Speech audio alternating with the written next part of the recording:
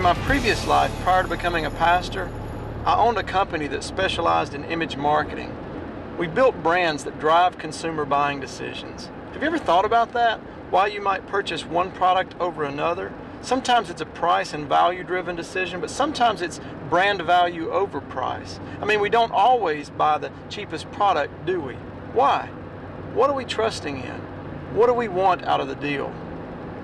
I remember a time when my youngest son, Jackson, he was 3 years old. He couldn't read, but somehow he knew every time we passed by a McDonald's, Burger King, Taco Bell, or a Wendy's, all because he could recognize their brand, their logo.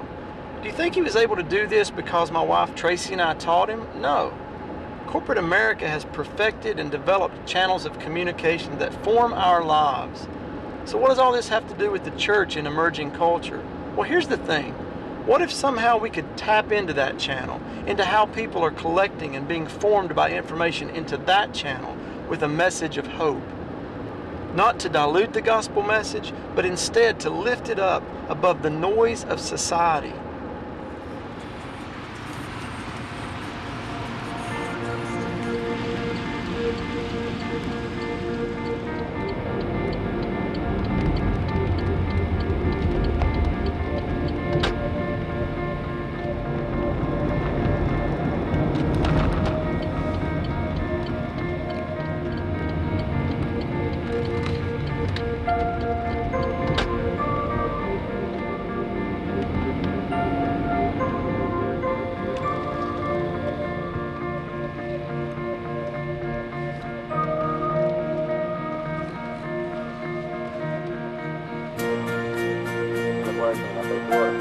Yeah, can I get a Whopper with cheese, no pickles, no onions, and Coke to drink?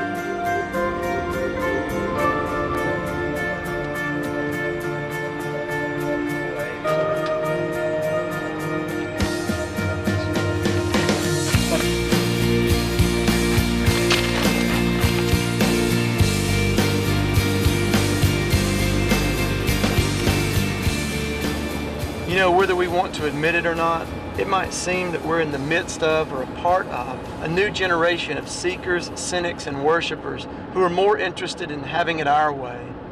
Society has formed us up to crave convenience and control of our own destiny.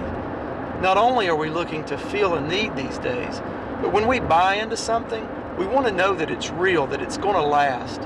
That's what people in our emerging culture are asking when they look at the church. And if this is true, and I believe that it is, then as the church today, we have to know who we're ministering to. We have to understand emerging culture within the context of our own communities. You can't get that from a book or see that in a video.